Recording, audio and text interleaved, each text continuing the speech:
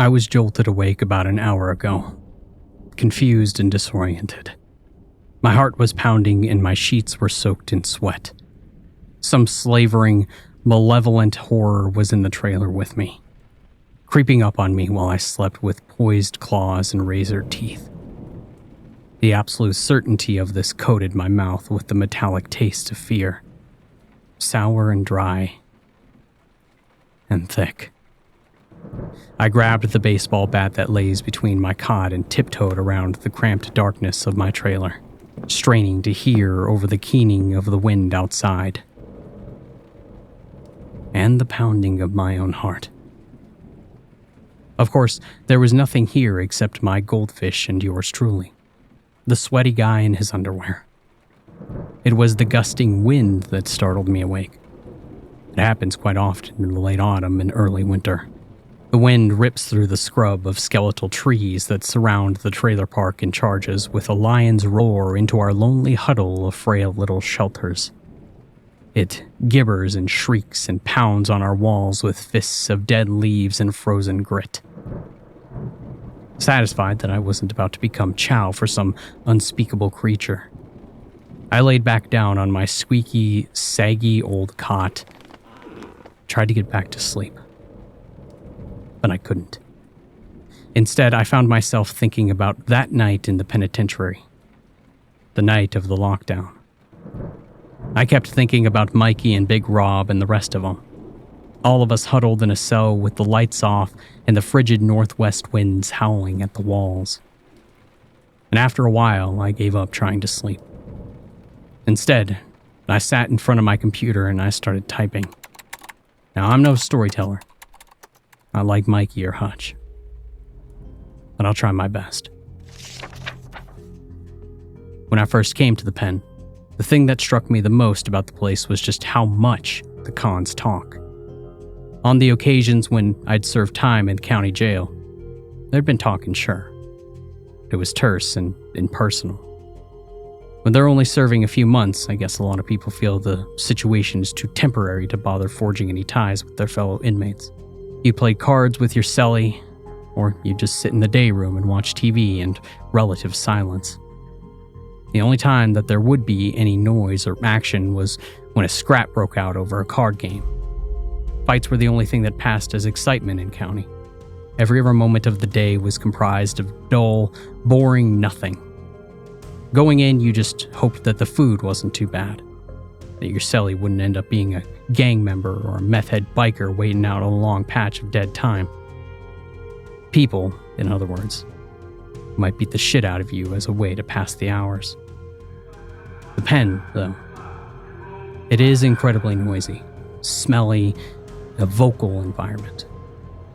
I remember very clearly the moment when my little group of new arrivals were let out of the fish tank and into our new home, a pod housing 200 inmates. I was overwhelmed by the deafening din of voices and activity when the hacks marched us, bundles in hand, right there out onto the range.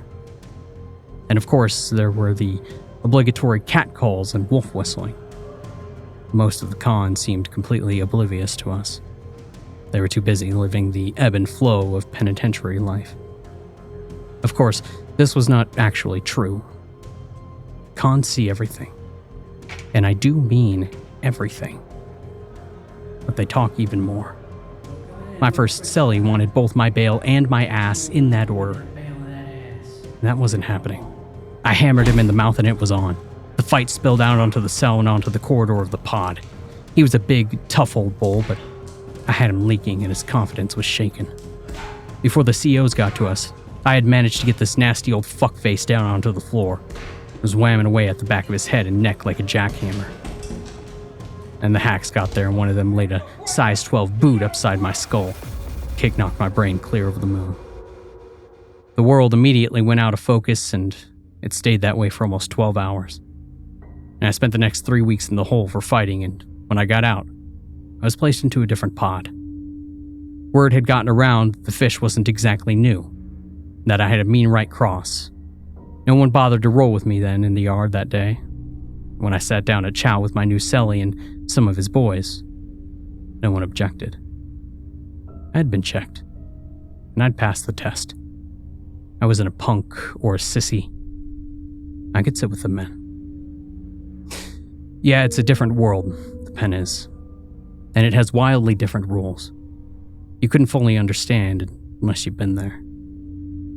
It wasn't long before I settled into a routine, up for head count and chow, off to work in the laundry, chow, nap, work out, chow, then the struggle to fill the dead hours between supper and lights out. There wasn't much to do. The cons played cards, betting with taco bales purchased from the commissary and individual hand-rolled smokes. Some watched TV and others watched the wall. Some watched each other. Tension was always high between the rival gangs. Dope fiends spiked what they liked to spike in the bathrooms. Daddies took their sugar boys into rented cells or the showers. They got some ass pussy while their homeboy held watch for the cops. And there was, of course, a lot of talk. Talk of family back home. Women had and lost, of misdeeds proudly done. There were enough stories lying around that place to fill a library. My cellie was an old con named Mikey. He had originally been sentenced to 15 years for second-degree murder during a robbery, but he had gotten in so much trouble since landing in the pen that he managed to acquire an additional 10 years on top of that. Mikey was doing all day, and he'd made peace with that fact. Good cat, all in all. Straight shooter who didn't fuck with the spike.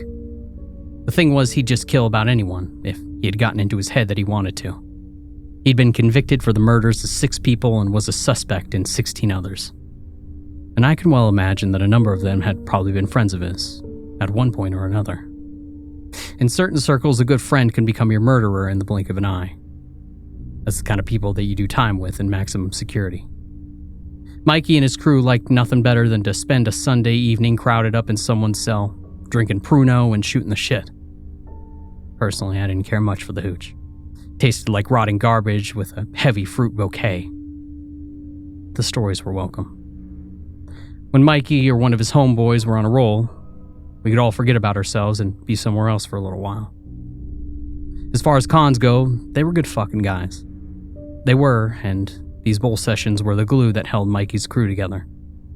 I remember watching and listening for hours on end, spellbound as Mikey or Big Rob or whoever wove a tapestry of words in the thin air around us. They'd make us roar with laughter, clench in rage, and even silently choke up in sadness. Some of those guys could play a man's emotions like a violin with their storytelling. They were masters of the form. Most of the time, the stories were pretty coarse, which was to be expected. Look where they were coming from. And occasionally, they were downright fucking horrifying. But there's one in particular that I can remember word for word. Quite literally. I can actually close my eyes and see Mikey and Rob Hutch and the rest of them sitting there in the cell that night. All of us bathed in the sickly red glow of the emergency lights and transfixed by what we were being told.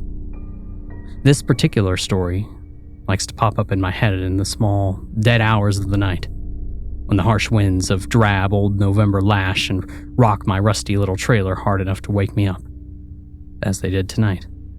Coincidentally, it was on a November night just like this when I heard this story. I was about a year into my 4-year sentence for armed robbery. This was my second winter in the pen. I recall that goddamned wind was cutting through the walls really badly that night, and the drafts were freezing our toes solid.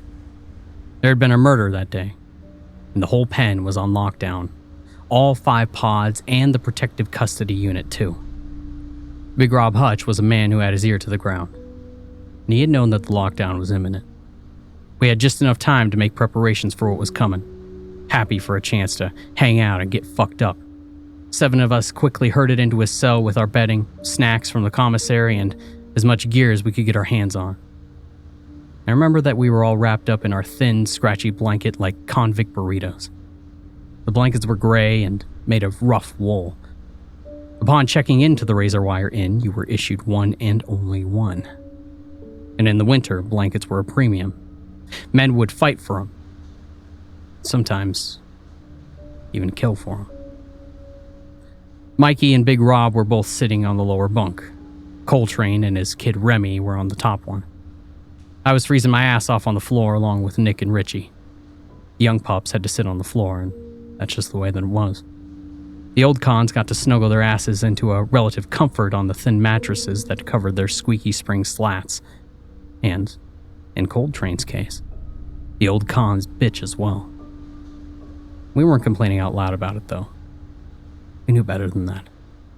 Big Rob was a trustee, and one of his duties was to mop the floor in the prison morgue. He was telling us what had happened when the coroner performed his autopsy on Stutters.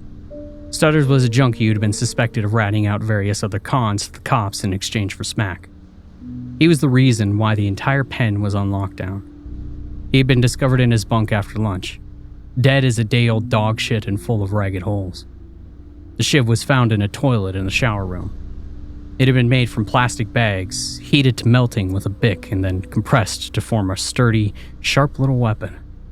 So I'm mopping up where they keep the gurneys, and down the hall the doors open a bit, so I can see the doc leaning over and Stutters on the table. He's humming and he's singing to himself like usual, and I'm smiling at just how shitty his voice is. Well, all of a sudden the doc says, "Holy shit, would you look at that?" And he starts gagging and retching. He actually screams. For real, he fucking screamed. And he yells, "Jesus Christ, it's all over my fucking arm." He runs out of the room and down the other hall, and I'm like, what the fuck is this all about? I heard him yelling for his assistants or whatever they are, and the younger ones. They all come running back, and I heard one of the assistants say, "Oh fuck, you gotta be kidding me." Then the smell hits me, from all the way down that long ass hallway.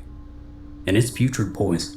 It smelled like a combination of rotten flesh and an old shithouse in August. And I had to grab my nose and run the fuck out of there. Worst thing I ever smelled. Nick asked, "What was it from?" And he shifted uncomfortably where he sat beside me on the toilet. He was a good bit younger than me. He just celebrated his 20th birthday a few months ago. It was his first time in, and he'd drawn the fucking short straw. 15 years. 8 before he'd be considered for parole. His uncle, fortunately for Nick, was also serving time in the same facility. He was an upper echelon Hell's Angel who rolled both B-Pod and C-Pod with an iron fist. And as a result, Nick was getting the easiest ride a first-timer in the pen ever had. Coltrane and Mikey had personally welcomed the kid into the crew, as per the old man's orders. He was fresh-faced and physically soft, and I occasionally wondered if he ever really known how bad it could have been for him in there. Apparently, Big Rob said, lowering his voice to a husky stage whisper, Stutters was getting checked for pokes and track marks pretty regular, because he got busted for possession. So he started shooting in his ass. But not like in his ass cheek, you dig? I mean right in the wall of his rectum. He was shooting it right inside his fucking asshole, man. Can you imagine that? And pretty soon he developed a fucking horrible abscess, because of all that fecal bacteria and crap that had been living up this old dirt road. The abscess got infected real bad, and after a while, it skinned over with a crust of white blood cells and gross stuff and ballooned into a giant fucking pus bubble. The bubble got so big that it eventually closed the poor fucker's ass. And I mean, right fucking shut. He was apparently going around like that for weeks, man. For real. Weeks. Must have hurt like a bitch. So the doc saw something kind of bubbling out of this dead fucker's ass, and he prodded it with his scalpel and pop. Out gushes a metric fuckload of bloody green pus full of dead bacteria and stinking like the devil's ballsack. Oh fuck, man, that's just dirty, man, Mikey groaned and mimed throwing up all over Hutch. We were all wrinkling our noses in disgust and shaking our heads. Dirty was not nearly adequate for this disgusting image. That ain't it though, my friend.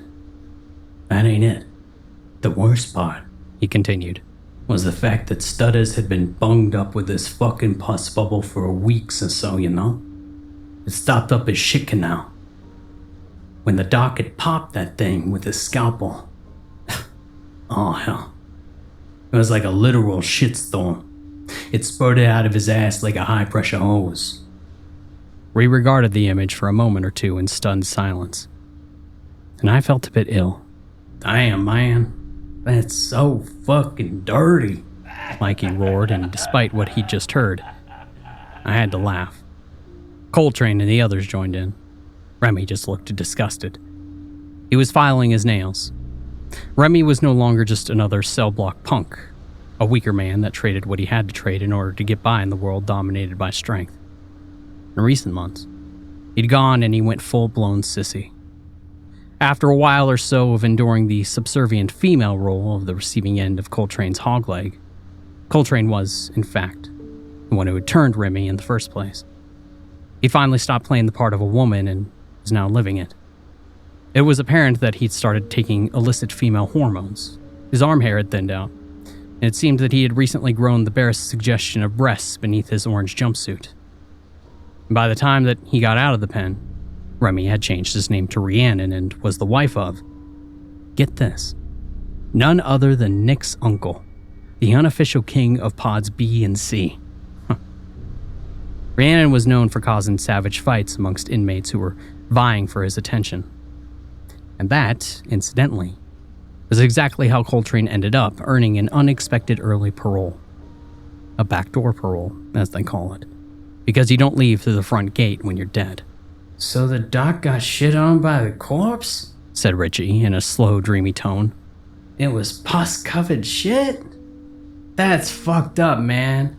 Hey, do you think that happens a lot to him? Or was that like the first time? Richie had snorted some hydromorphone earlier, and now he was somewhere in the clouds, floating around with a stoned grin on his face. Richie, that's just fucking... Mikey trailed off. Actually, it's a good question. Want some hooch, boys? I was just about to open my mouth to say fuck no, and then there was pop and everything went dark. Hey, shut up, you fucking idiots. It's just a blackout, for Christ's sake. Hey, pipe the fuck down. And for a wonder, some of them actually did. The thing was, Big Rob Hutch was, well, just that. He was as big as a buffalo. I was surprised that the lower bunk could sport both Rob and Mikey, who was not exactly small himself. The emergency lights snapped on, soft and red and eerie. It made the common area of C-Pod look like a scene from a apocalyptic horror movie. We could see the guards standing there in the guard hut through the bulletproof glass, waiting to see how the cons were going to react to the power going out during the lockdown. Now, not only were we being sequestered in our cramped little cells for an indeterminable length of time, we'd also been rendered unable to properly read a book. A number of the cons could actually read and did. Or see your hand while playing cards, or maybe even listen to the radio for Christ's sake. The hack was a dark figure swathed in dim red, his body language alert and poised for action. I'm pretty sure it was Robinson who was the boss on hut duty that night. Robinson was a dead-eyed, square-jawed oaf without an ounce of empathy in his whole body. And he just happened to have a 12-gauge shotgun on hand with a modified choke. I fervently hoped that no one would take it into their heads to start some serious shit. Because if they did, there was a good chance that we'd all regret it. There was a lot of hollering and door kicking around the pod, but it soon became apparent that the ruckus was just all for show, and was half-hearted at best. We all silently thanked whoever might be listening that the emergency reaction team wasn't going to be called in. The ERT didn't fuck around, Kevlar-suited and anonymous in their visor helmets. They'd march into the pod and indiscriminately barge into cell after cell, busting heads and whapping out teeth with their batons. Hell, you might even get shot. And the ERT would shoot to kill. Richie broke the silence. Man, I was getting real worried over there. For a minute, if the fucking goon squad busted in here and found our shit, we'd be dicked. Richie was doing 6 years for selling pills, the sentence for a second-time loser. Oxycontin and hydrocodone were his chemicals of choice. Faced with the boredom of prison, he started using the products that he sold. He was a straight-up junkie by Christmas of that year. Mikey didn't care about anyone using junk. Would even have a little snort here and there himself. But he didn't like addicts. Not one bit. He'd cut Richie out of the crew, addled by junk, plagued by debt, weak and alone. Richie ended up bunking with some fellas from the top tier across from us. The black tier. In a maximum security penitentiary, this had been unpleasant connotations. Business might occur between the color lines, but that's generally where the benign fraternization ends. You might not be a racist when you're on the outside, but when you're inside, you don't got much choice. To be blunt, it's like this. If you're white, stick with the whites. The black and the Hispanic cons don't want to be your buddy, and vice versa. There are, for a variety of reasons, a large number of hostilities between the color lines. They'll stomp the shit out of you, or worse. When we got word that Richie had been seen walking, his face cast down, up the stairs to the second tier, well, we knew. Richie had heavy debts, forced to either trade himself or die. And Richie had chosen life. Jesus. I felt horrible for how it ended for Richie, and I still do. His desperate last bid to cling to his wretched mortal existence only prolonged to the inevitable, and he was dead within a month. One day after enduring his morning gang rape, something must have finally snapped in Richie's head. His will to live crumbled and fell, and Richie stayed behind while his tormentors went down for morning chow, and then he stuck a spike in his arm for the last time. High as a kite, Richie then hung himself from the corner post of the top bunk. He did it with a rope made of knotted together socks. I'm rambling now, aren't I? Sorry. I do that sometimes. You'll just have to bear with me, I guess. I'm not good at this, not like Mikey or Hutch. I'm just a lonely guy who can't sleep most nights. When the shrieking wind could be mistaken for the wailing of lost souls, shaking and rattling the windows in their frames. Even though I was released from the pen 15 years ago, I can't shake that feeling that I'm somehow still inside. But I suppose that we're all imprisoned by something. On some level, aren't we? On nights like tonight, my prison is this rusty trailer. It's my pathetic, menial job. My divorce. My raw, red-eyed fury, unfocused and impotent. It's sorrow and regret. On nights like tonight, my prison is the past, and my inability to leave it behind. So there we were, sitting there in the weird red gloom and listening to all the yelling and the bullshit slowly die down. Richie abruptly went on the nod. Nick balanced a shoe on his head, and we all chuckled. Coltrane started talking about the hockey game that was about to start, and then abruptly shut up. We were all on lockdown, with no electricity. So there'd be no hockey game tonight. Not for us. We passed a J around, and when that one was roached, we passed another. And then finally, Mikey spoke up and broke the silence. So, who's up for some Twilight Zone shit tonight? I got a good one for you. You remember the last time the power went out, Hutch? Hutch shot him a dark look. That did something very unusual for a hardened con. He shuddered. You want to tell the boys that story? I don't know, man. Hey, why not? I mean, fuck, the lights are out and the winds are howling out there. Perfect time for it. Alright, fuck it. Let's do it. Big Rob cleared his throat and said, Okay, boys. It's time for a scary story. Right around the fucking campfire and grab a cup of this fine wine. It's more like a brandy, I think, Hutch. Mikey grinned and offered me some. Reluctantly, I accepted a styrofoam cup of the murky, eye-watering stuff and steeled myself to swallow it. I was feeling a bit happier now. I've always been a fan of spooky stories. His voice was stern and Mikey growled. Okay. First things first.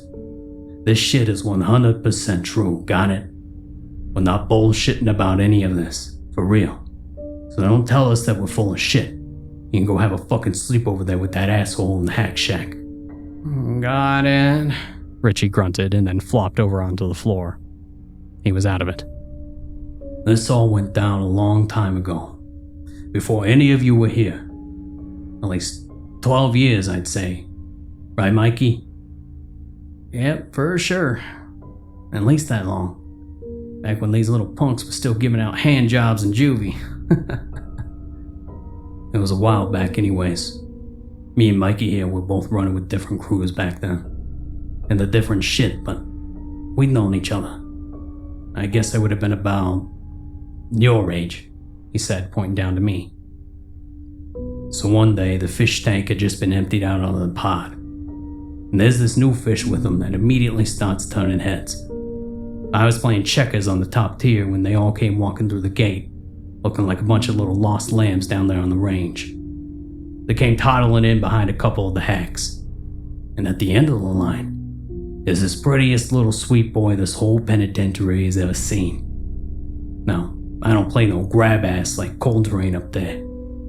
This kid, he was, I don't know, almost like an angel or something. Now he was too perfect, like a picture out of a magazine, you know? Slender and fair-haired, teeny papa heartthrob material. Yeah, that kid was pretty alright. He looked like he'd be easy to punk. Big Rob took a moment to pause and force back a swig of that awful, cloying Pruno, a noxious blend of fermented fruit, sugar packets, and yeast. As he grimly swallowed it down, Mikey jumped in and continued the story. Now, this new fish immediately drove the whole pod completely nuts. The wolves were losing their minds for real. These guards were looking worried. A pretty little kid like that caused a whole lot of hard feelings between the bulls. Hard feelings usually turn into murder. So, they released the other fishies to care of the boss of the guard hood. Then they hustled this pretty boy off to protective custody, post-fucking haste. They kept him there for a couple days. But the wolves didn't forget about him. Not for a moment. And all the time, they're asking about this kid to the trustees who had access to PC. They're asking if the kid is lonely, if he wants a candy bar or a fuck book or a baggie or a fucking horse, whatever that kid might possibly want. They're handing trustees love notes to give him, money, weed, all kinds of shit. Finally, a con named Holbrook called in some heavy favors. The hacks moved that kid back into the pod. Or the point, into Holbrook's cell. And I remember watching as the hacks walked that young fella across the pod, up them stairs to his new home. That kid had no expression in those wide blue eyes. None at all. Just blank. Now see, Holbrook was a big, greasy son of a bitch. Real nasty. You could smell him from about 20 feet away. Complete psycho, that guy. Man, I tell you, watching as Brookie grinned and waited at the door of his cell for his new little bunk buddy to arrive. Hell, made me feel sorry for the kid. He's planning to do bad things to the boy. You could see it in his grin. He's gonna hurt him. No expression at all, though. Not on that kid's face. I remember thinking that fishy was either brave as fuck, or just too stupid to understand what was about to be in store for him. And Rob tossed back the rest of the hooch into his Dixie cup and tried not to gag, but was unsuccessful. God, this shit's fucking awful. Who brewed this? His voice sounded dry and burnt. Our fine neighbors just down the hall, that's who. Mikey chuckled.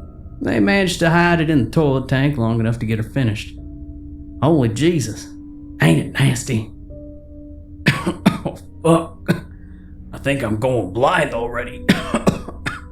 Hutch held out his cup and Mikey poured him another glurt out of the plastic bag, taking care to make sure that the sock that he was using as a filter didn't slip out and spill rotten fruit cocktail all over the bunk.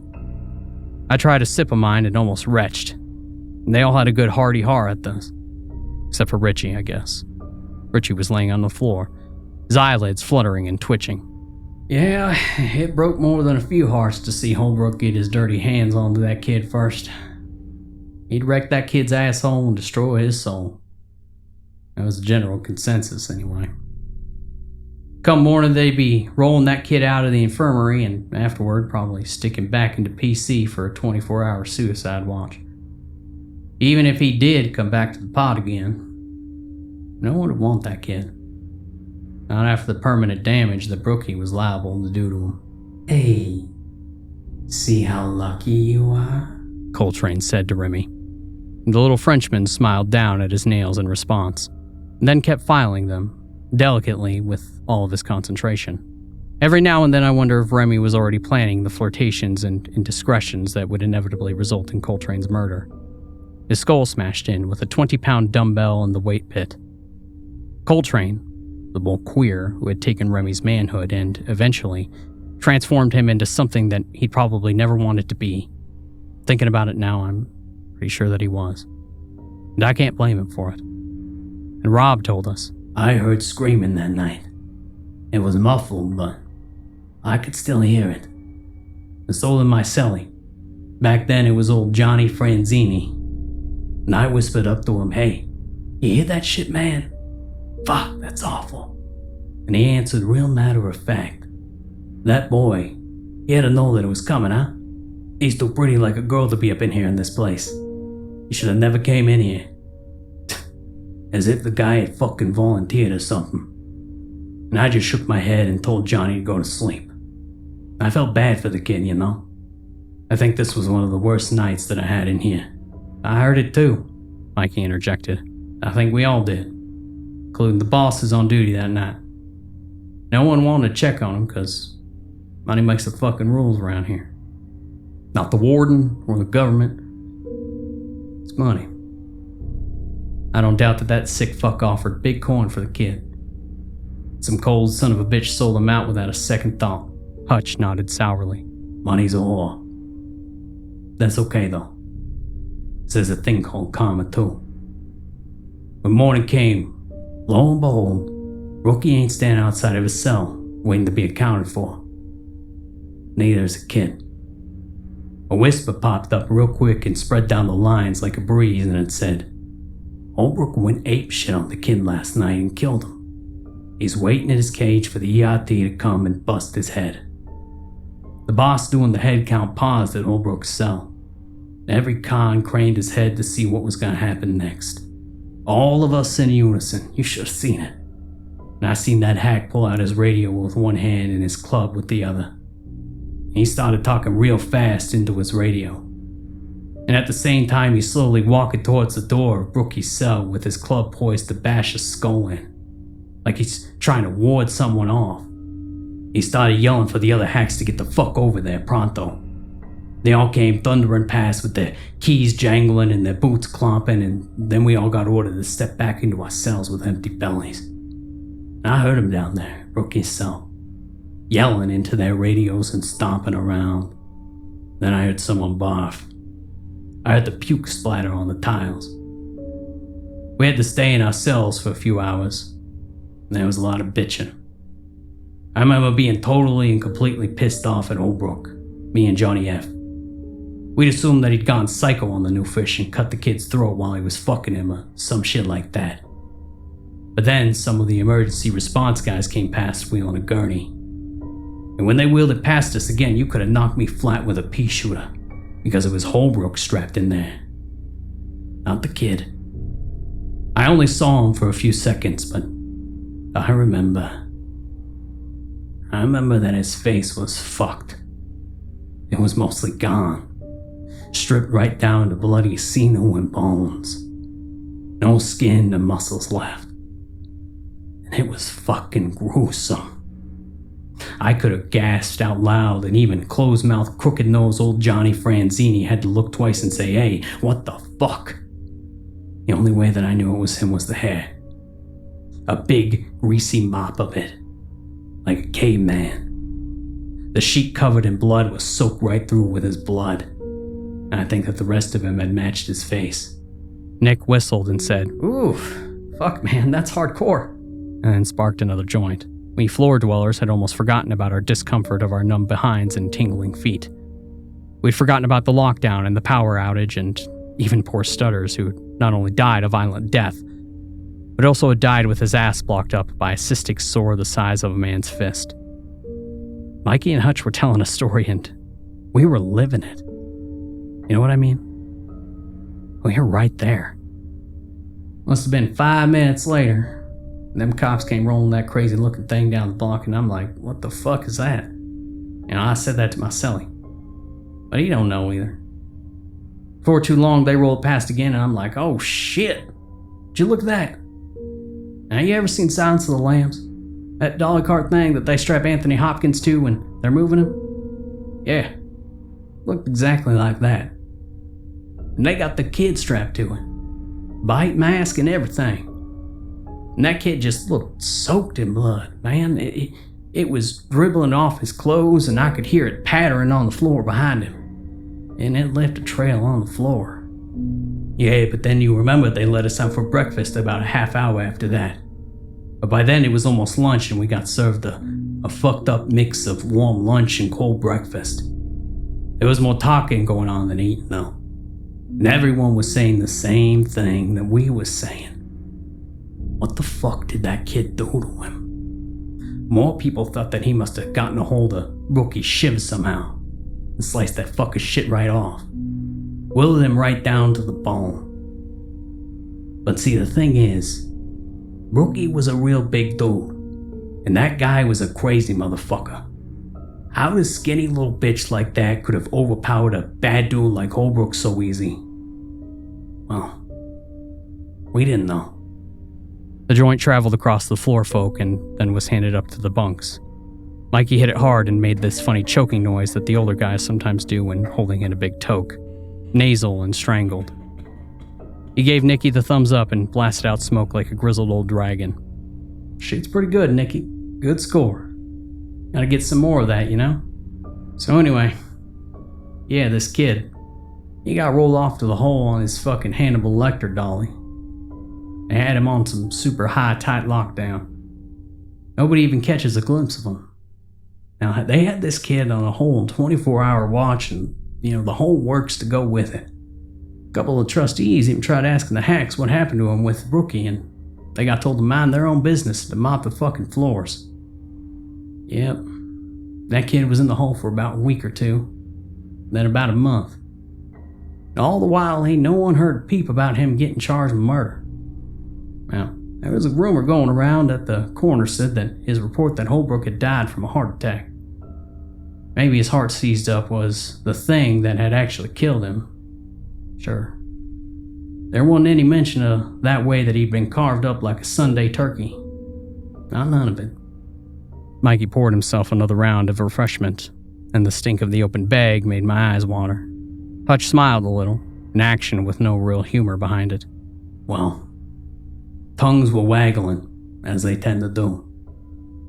Pretty soon people were saying that maybe this kid wasn't natural, that he did Brookie in with his teeth, that he ate the fucker alive, like some sort of monster. Guys would even say that the priest paid him a visit in the hole and ended up leaving with tears in his eyes. Actual fucking crying and shit. Wouldn't say what happened, just that he didn't want to talk to the kid. Not ever again. He quit working down here not long after that happened. Just up and quit. I heard that padre ended up selling his house and moving away. Like, across the country. Somewhere far, far away. Mikey's iron gray beard split with a slight grin of his own. Huh. But here's the thing, boys. This is where shit gets really weird. And Big Rob grunted. Mm-hmm. Fucking Billy Truman. And hauled in on the joint, disseminating it into a smoldering ember between his thick fingers. Yep. Billy Truman. He was a hack who worked the night shift, and I'll tell you something. He was just as dirty as they come. Fucking guy wasn't just on the take. He was a take. You know what I'm saying? He was as much as a gangster as any of the boys in here. He controlled what came into the pen and when, who got it and how much they got. The dude squeezed out whatever competition had really existed from all the other cops. Who else was playing the game? And he did it by any means available. He set him up to get fired, paid to have him shit kicked by the bikers. You name it. He's a complete fucking asshole. He's also real good at getting what you wanted. For a price.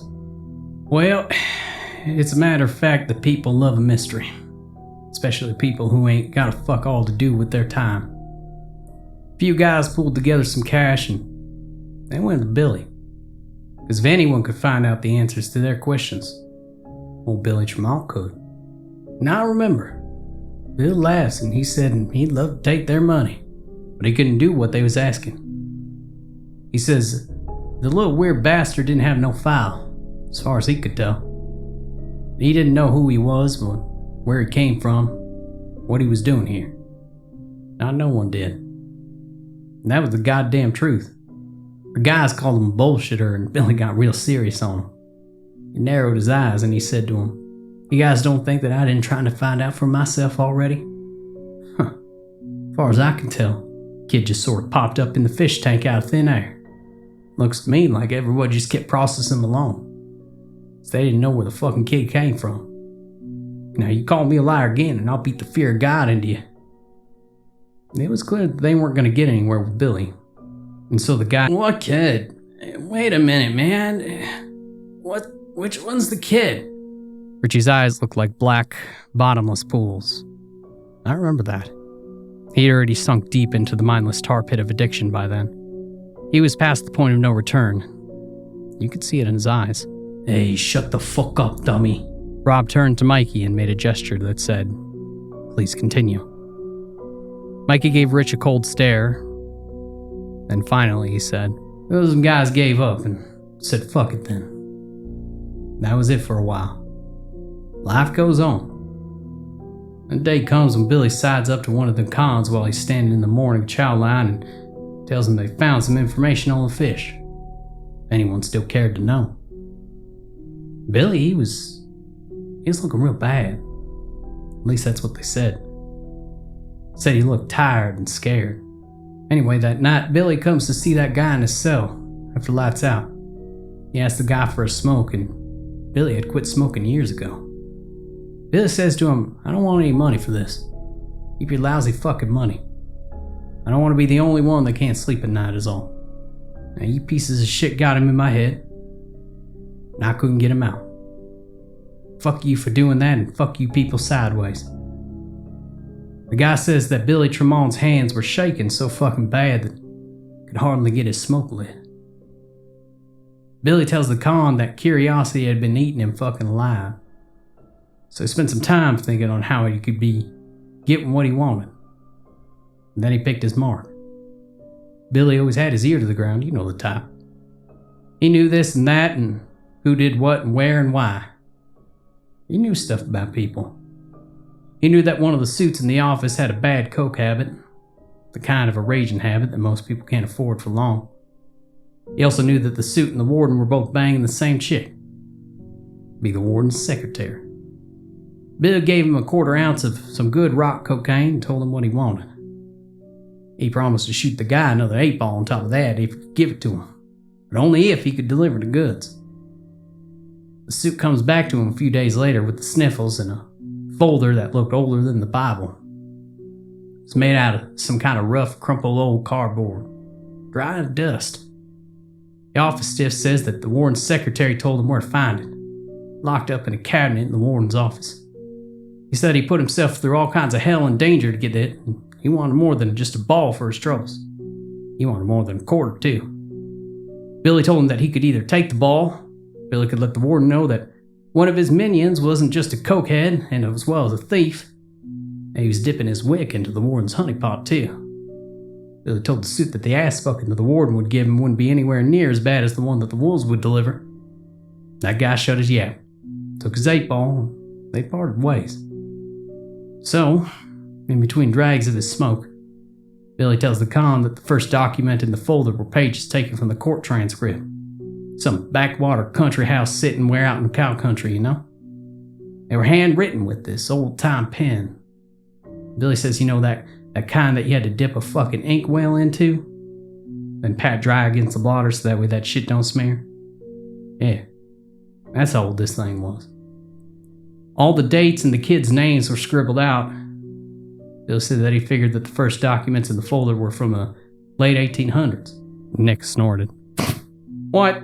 That ain't even possible. Mikey shrugged. Hey, it is what it is, Nicky. Transcript said that the kid had been charged with multiple murder, practicing satanic rite, cannibalism, arson, mayhem. He's only 16 years old when they tried him. Prosecutor wanted to hang him for his crimes. The defense lawyer said that the Crown had appointed some greasy little fucker. He argued that it'd be godly to let the kid live out the rest of his days in jail. seeing as how the kid was known to be an orphan vagrant who raised himself in the woods there. No more guidance in the woods. That was his argument. And the court decided to get all pious on him. And they commuted the kid's date with the rope to a life sentence. They shipped him off to the clink the very first night. Killed his cellmate. Killed him with his nails and his teeth. He ate that poor son of a bitch. Coltrane looked disturbed. Holy fuck. This is a horror movie stuff. I'm sorry, but you guys gotta be shitting us. And Mikey shrugged again. Kinda wish I was. I ain't. Not according to Billy Tremont, anyway. Billy said that they stuck the kid in a loony bin for the criminally insane after he ate his celly. Put him in the straitjacket. And at some point, the quacks realized that the usual treatments weren't working for shit. So they decided to give the kid a lobotomy. And he was out like a light from the ether, and they was getting ready to start. And all of a sudden, the kid breaks his arm restraints and sinks his teeth into the lead surgeon's throat. Just like a goddamn wolf. Ripped it right out. Now, there's no way that he should have still been conscious, let alone being able to snap those thick bands of leather. But he was. And he did. Way I heard it, Hutch said. after he killed the quack, they put the kid back on the stand.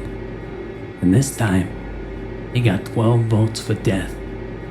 They took him to the town square and they marched the kid up the gallows. With all the townspeople screaming and throwing moldy bread and cow shit at him. He was laughing at him. The hangman puts the rope around his neck. And he asks the kid if he's got any last repentant words to share with the crowd. The kid says loud and clear, "There's nothing to repent in doing what you want. If I wanted to, I'd fuck your mother's ass and fry up her heart. And after I was done picking my teeth, I wouldn't so much as fart her a blessing. Why should I?" So the cops beat on the kid with their clubs a bit, put the hood on that little fucker, and the hangman pulls the lever. But the trap door wouldn't open. He kept fiddling with it and tried 3 more times, and each time the fucking door wouldn't swing open. They didn't know what to do. And all the while, the kid was laughing and cursing at them and praising the devil. Just being a general pain in the ass. People were screaming for him to swing. It was getting ugly out there. And fast. And so someone gets the bright idea that they could just put the kid up against the wall and shoot him. Be done with it. Well, that didn't work either, Mikey added. His words were becoming thick and slurred. It sounded like the hooch was starting to do the trick on him. They put that kid up against the brick wall. 5 cops took aim. 5 cops pulled the trigger and 5 guns misfired. They tried again. The same shit happened again. And by now, the people watching were getting real spooked. A crowd of farmers and mill workers who came in to watch the kid hang. They all suddenly had places to go. Everyone left, and the Lord's Prayer was on more than a few lips when they went. At least I bet. And when everyone was gone, the cops packed the kid back into the wagon. There was nothing else they could do. They took him back to the courthouse, and after some debating behind closed doors, the judge had him sent to a different jail. He's locked up in an unused room in the basement. And then they boarded up the door. And then, for good measure, they break the whole thing over. Richie attempted to focus his eyes up at Mikey and asked, Can they really do that, man? Just put someone in the hole and break the fucker over? Nick spoke up. His voice was hoarse. Maybe not these days. We're talking about a lot of people that didn't even have a birth certificate. Sure, they could have done that. Who'd ever know? He lit another joint and passed it. So, what, man? They just left that crazy little fucker in there to die? Richie appeared to be on the grip of a dubious species of moral outrage. Another good question, Richie. Maybe you ain't killed every single brain cell you got after all. Mikey slugged back more of the noxious hooch and grimaced. Billy Tremont said that there was only 2 documents in that folder. An extremely fucking old mugshot and a report from the Board of Corrections from a sanitation engineer. It was written sometime in the 50s. He'd been down in the old basement of some very old prison where they walled up the kid. And he was down there checking out the shit pipes, you know? Didn't have fuck all to do with what he was looking for. The engineer mentioned in his report that he found a bricked over doorway down there. Curiosity got the better of him and tore away the crumbling old brick with a crowbar. Pried them boards off and popped the door open, and you know what he found? A skeleton, Richie muttered. He was struggling to keep his eyes from sliding shut. No. Nothing. That's what he found. When he forced that door open, the room was empty. We all took a few moments to digest this. And then, Bulldog ate his gun. Don't forget about that, Hutch rumbled. He handed the J back over to Nicky, and Nicky curled his lips in disgust. Oh, who slobbered on this shit? He demanded. It's wet as fuck. Gross, man. Just fucking gross. No one owned up to the deed. Nick started to bitch about it some more, and Hutch gave him that look. The one that said shut up immediately or regret it. Nick shut up. And Mikey snickered. Thank you kindly, Hutch. Nicky, come on, kiddo. Let's pinch off the wet part and stop your bitching. Anyhow, that fucking prick, Bulldog, he's one of the least loved hacks in this entire history of this joint. A real, genuine, dyed-in-the-wool piece of shit. He was still a few years south of retiring when all this happened. Late 50s, I'd say. A huge, fat, red-faced motherfucker he was. Bigger than fuck. His blood pressure was right up off the scale all the time. There's nothing he liked better than to find an excuse to smash some unfortunate bastard upside the head. He'd do it too with a sock full of quarters that he kept hanging off his belt. When you heard the jingling of that change, you straightened up and you stopped fucking around until he was gone. That nasty old fuck was in the mood? Well, you steered clear and you kept your big yapper shut. And so they put this fucking guy on watch in front of the kiddo's cell. Doing the graveyard shift, right? He's all alone too. No partner or nothing. I guess the other hacks didn't like the fat mouthy fuck either. There he was, night after night. Just him and this creepy fucking kid. All night long. Normally, this wouldn't have been good for the con being watched. Being alone with a tired, grumpy bulldog and no witnesses. Would have been a long, long season in hell for most con. But that Vish wasn't this usual white boy dummy that we get in here. Know what I mean? Like a kid who got mixed up with something stupid. I wasn't rich enough to buy his way out or nothing like that. Not this Vish. He was something else entirely. And Mikey paused to force down a big blurt to Bruno. And so Hutch jumped in. Well, old Bulldog only lasts for about a month before he goes to his ship's supervisor. And he requested he be taken off the watch. The head screws off his door was a bit open. Some dude named Tags and Rags or some shit like that. I can't remember anyway. He supposedly overheard most of the conversation while he was waiting to see the warden. Why was he waiting to see the warden? Richie mumbled. And as per usual with Richie, he wasn't really getting the main focus of the story. Fucking ratting on somebody, right? Fucking goof. I hate those fuckers, man. Rats need to get hurt, bro. Fucking rats need to... Jesus Christ, Richie, go on the knot or something, would you? You're a waste of skin.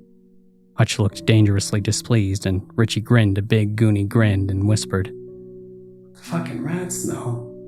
And Hutch frowned at him thunderously and then continued. So Tags and Rags or whatever his Bulldog say that he wants off the watch. His boss asks him why, and he won't say. Just that he's tired and he doesn't like watching the kid. Boss asks if he wants a partner and Bulldog says nope. Just wants off a goddamn watch and that's that. So the head screw huffs and puffs and blows him off. He gives Bulldog some shitty speech about not wanting to abruptly change everyone's schedule for one fucking guy. And if he did do that, little Johnny wouldn't get to see his daddy up in the fucking stands on the next baseball game, and it would fuck him up for life or some shit like that. You know, guilting the fat prick. All sorts of things. Then he tells Bulldog no and sends him on his way. So Bulldog went home. He drank most of a bottle of whiskey and stuck his service pistol in his mouth and pulled the trigger.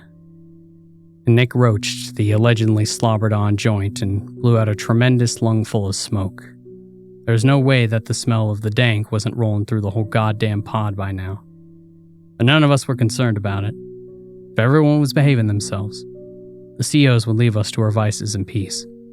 The situation was volatile enough already.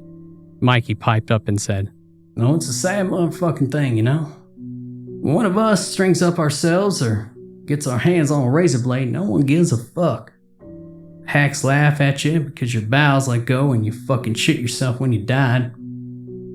That's in your obituary. Life goes on, no one gives you a second thought. But this asshole sticks a gun in his yapper and blows his brains out the top of his head, and hell, suddenly he's a hero. There's even a big article in the local paper about the stress of being a corrections officer causes depression and blah blah blah. Sensitive souls can't handle the gritty reality of working with drugged out ass fucking convicts. It's kind of laughable, really.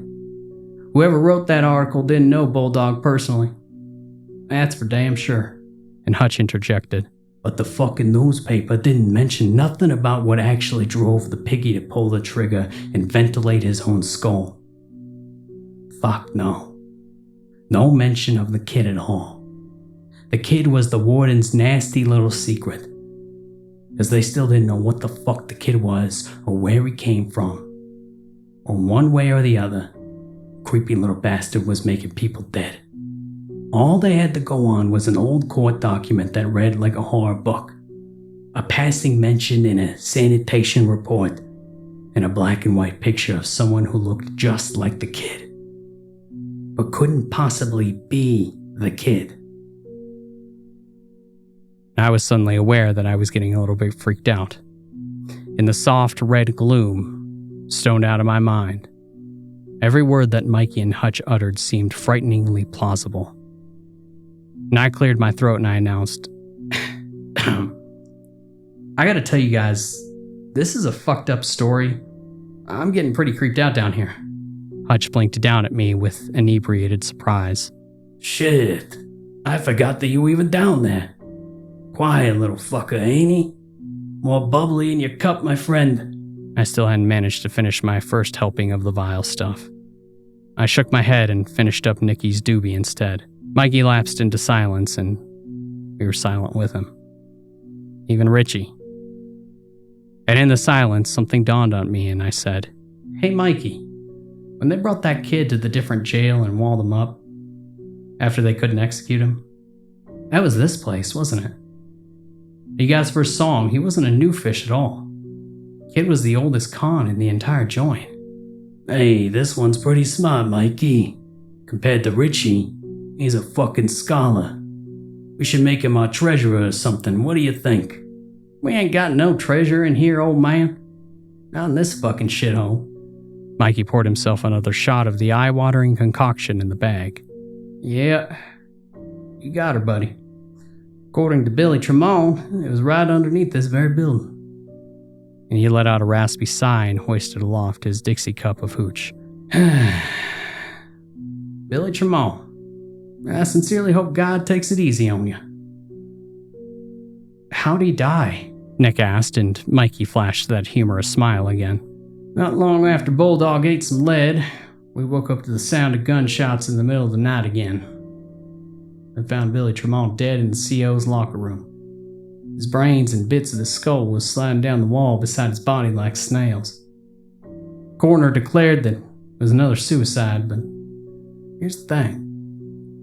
I found 5 chunks of lead embedded in the wall, all at chest height, and then one in his brain. Now, there was a full cup of coffee spilled on the floor beside him, and he still had a vacation request form clutched to his free hand. Mikey leaned back against the wall and let out a scornful gust of air. So according to the official report, here's Billy sipping on a fresh coffee, just about to go to the office and request some vacation time, when suddenly, right then and there, with no warning or reason, he decides to shoot himself. But before he does that, he fires all these bullets in his service pistol into the wall, except for the one that he fires through his own temple. Now that's a hell of an odd way to commit suicide, don't you think? Nick looked disturbed. That kid came from. That's what happened, isn't it? He appeared very young and very vulnerable in the dim crimson light, his face unlined and guileless. It got out of its cell and it was coming for him. The cop tried to shoot it and then turned the gun on himself before it could get at him. Can't say for sure, Nicky. The only guy who can say he's 13 years in the grave. Remy tentatively cleared his throat from the top bunk. You say something to Hutch about the power going out before? And something that happened when it did. When were you talking about? No, maybe we shouldn't get into that tonight. Oh, we might as well tell him the rest. Gone this far, haven't we? A week after Billy bit the dust, a storm rolled in and knocked the power out. Clear across the county. We were all herded into our cells and told to shut up and fucking behave. And a lot of the hacks couldn't make it into work that night, on account of the roads being all fucked up with accidents and torrential rain and shit. So the bosses who did make it to work were all carrying heavy firepower. They made it clear that they weren't going to fuck around if someone got out of hand. And right around midnight, I heard a gunshot go off somewhere on the other side of the pen. Now you can't mistake that sound, at least if you're familiar to it. I was wide awake and on my feet in a hot beat. Then, sort of muffled and far away, I heard screaming. There was a boss standing nearby my cell, and over his radio a voice was squawking, He's out of his cell and he killed Amesley. He's ripping everyone apart. Get your asses over to solitary now." And the hack took off running and I turned to Johnny Franzini. But he stole the words right out of my mouth. And he said, "The boy, he's loose. This is bad." It was dark in there, but I'm pretty sure that I saw Johnny cross himself. Mikey's eyes glittered at us in the semi-darkness, glassy from the drink and wide from the memory on his lips. There's a second gunshot, and a whole lot more. They echoed and they boomed and they scared us shitless. When they tapered off, we heard some screaming. Yeah. It sounded like animals at a slaughterhouse, squealing and bucking while they breathed their last. Me and my cellie, we fucking hid in the corner with a mattress in front of us. We didn't know what was happening, just that the hacks had tried to shoot something and they didn't fucking succeed. Now I'm afraid to admit it now, but I was shitting my pants. I heard feet coming slapping against the cement, and then 3 hacks sprinted past our cell. They weren't just running, they were fucking sprinting, hauling ass like Olympians. And I seen their faces for a second and they were all wild with fear. Now I ain't never seen anyone look like that, before or since. Everyone was hollering at them as they passed, asking them what the fuck was going on. They didn't answer. They didn't even hear us. They just ran by and kept going. And after a few minutes, the 4th guy comes along and he's limping real bad, using his rifle as a crutch. He got left behind, I guess. The heck was looking over his shoulder a lot. and sort of jog hopping as fast as he could manage. He was leaving a trail of blood behind him. A hack's uniform was shredded and torn on one side of his body, flapping around like rags. And I remember yelling at him. I said, "Hey, what the fuck happened to you guys? What's going on?" And he stopped in front of our cell. I could see the guy a little better now. And I wished I hadn't. It was Ainsley. He wasn't dead after all, at least not yet. His right arm had been shredded to almost nothing. I mean, it was just a few flapping pieces of meat and stringy shit, ooze and blood and barely holding the bones together. His right thigh was missing huge chunks of meat too, and most of his foot. The guy's face was gray from blood loss. His eyes were like a doll's, like twin pieces of round, murky glass.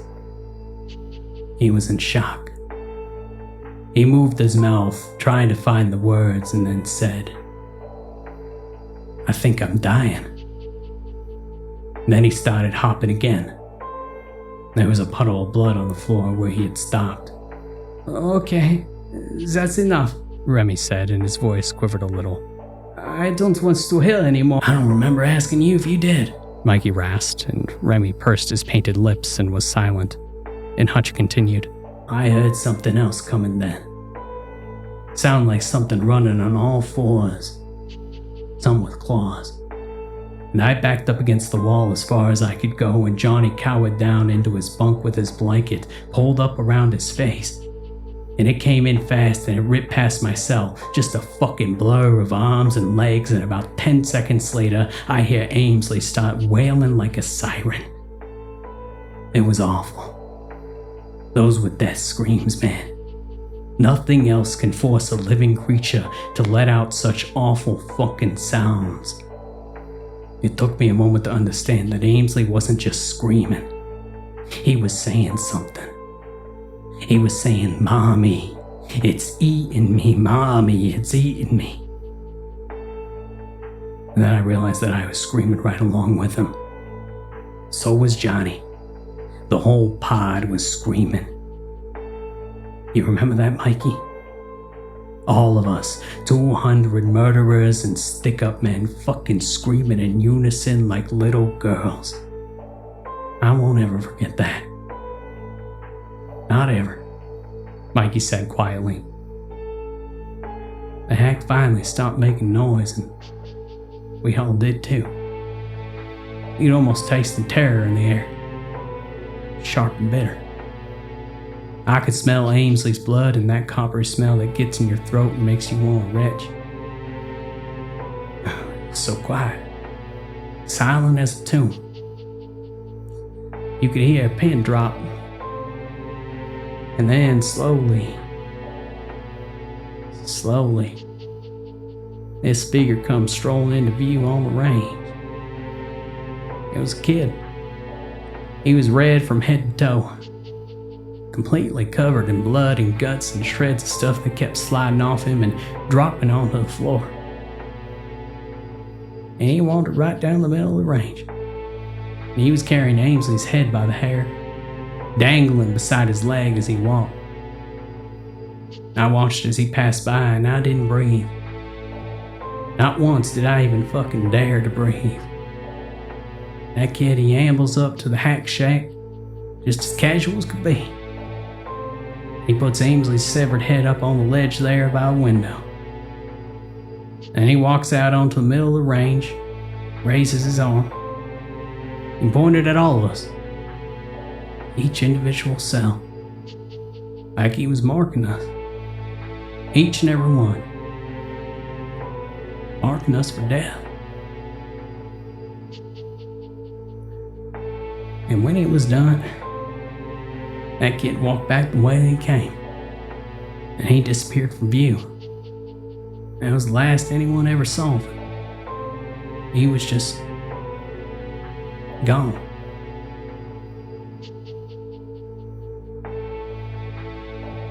There was a full minute of silence. And finally I spoke up. Why the fuck didn't I ever hear anything about this before? I mean, how? This should have been everywhere. The news, TV, crime shows, fucking everywhere. And Nick chimed in and said, Yeah, I never heard nothing about this either. I used to love those fucking crime shows. No. You never heard anything about that. You might have heard something about a prison riot, like you said. According to the newspapers, the cons took advantage of the power outage and went apeshit for a few hours. Most of the guards on duty died trying to stop us. And so the story goes anyway. Government funded a swell new electrical locking system, all because of what happened that night. And I thought about this for a moment and then said, I don't know. What don't you know, huh? I'll fucking tell you the rest. How's that? Hutch glared down at me and his narrowed eyes slammed phantom punches into my face and I froze. Those 3 hacks that we'd seen running for their lives, they ran right into the arms of the SWAT team, who had just gotten on scene with their guns drawn. The cops busted through the gate, and they found what was left of Amesley first. They ignored our hollering and followed the blood trail, and they found the rest of them in the hallway that runs down the middle of Solitary, lying in a raw heap with blood congealing in a pool beneath the bodies like gravy. And all the cell doors had been ripped away from their hinges, and the cons inside had been torn into pieces. From what I heard, it took a crime scene cleanup crew 6 days to clean out that wing. And even after that, the cons and the hacks were finding dried up bits of flesh and bone for months on end. Now, I told you what happened. You can believe it or not. I don't give a fuck. Neither does Mikey. Ask around if you wanna. There's some long timers here that might talk about it. We give them something to loosen their lips. Once again, I don't give a fuck. This whole pod had nightmares for a long, long time. I'm probably gonna have them till the day that I die. And I doubt that I'm the only one. There's something within these fucking walls that looks human, but isn't. It's something that you don't want to meet. And believe me, you better hope you never do. Hutch stopped talking then. As the hour was late and we were all pretty fucked up, the silent room turned to sleep. And I recall dreaming of a fair-haired young man who stood amongst us as we slept, silent as a shadow. His eyes were completely black in the feeble glow of the emergency lights, his expression vulpine and hungry. I remember that, in the dream, I was very, very afraid that the boy would sense that I was not actually asleep. If he discovered that I was awake, he would devour me. I remember this quite clearly.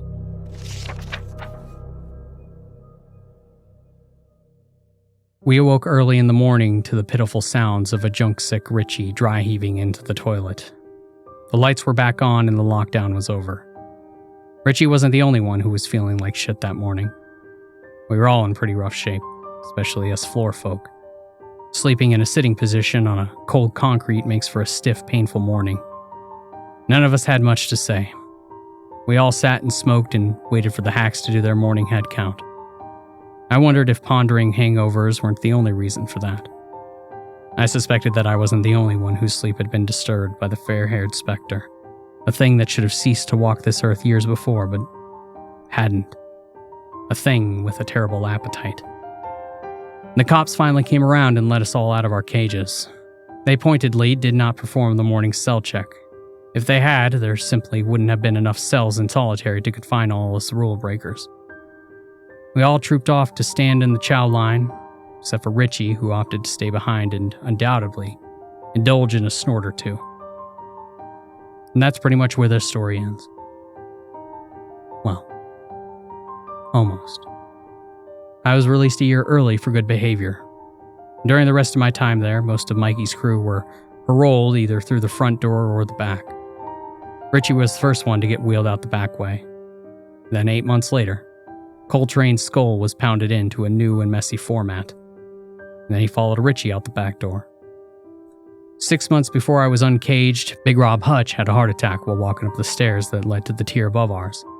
He fell backwards, clutching his chest, and he was dead before he somersaulted over the last few steps and landed on the bottom. So, for a while, it was just me, Mikey, Nick, and a few casual homeboys.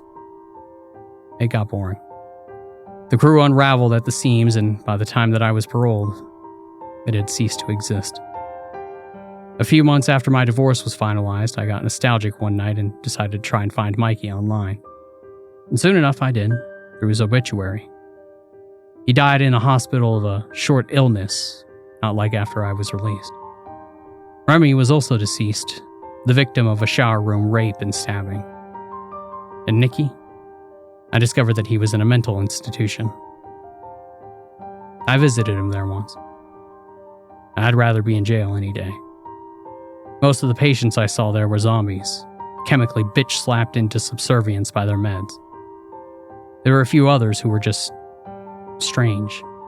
Their gaze made me feel unsafe, and for Christ's sake, I did time in federal penitentiary. I was shown to where Nicky sat by himself at a table, and he instantly recognized me. We greeted each other like old friends and made small talk, just like anyone would. He seemed completely normal to me. I didn't understand why he was in there. Until I mentioned Hutch. What do you think happened to Hutch exactly? I asked him, and his relaxed grin suddenly became a twisted grimace of fear. He seized me by the front of my jacket and hauled me close, and his eyes burned bright with the fire of insanity, and he hissed. Kid pushed him down the stairs. It wasn't a fucking heart attack. That's a cover-up. The kid got Mikey too. It ate everything but his head. It left his head on his fucking pillow. And the orderlies grabbed Nicky and pried him off of me. And they dragged him away while he screamed and flailed and twisted in their iron grip. And I watched this with an open mouth and my heart pounding. And then I went home and got very, very drunk. Because somewhere within those prison walls, there's the thing that hungers. And sometimes it feeds. I don't expect you to believe this any more than I did. But you know what? On nights like this, when the wind howls and the fine hair stands up on the back of my neck, I couldn't care less what you believe. And if you were ever unfortunate enough to meet him face to face, well, I bet the kid wouldn't care what you believe either.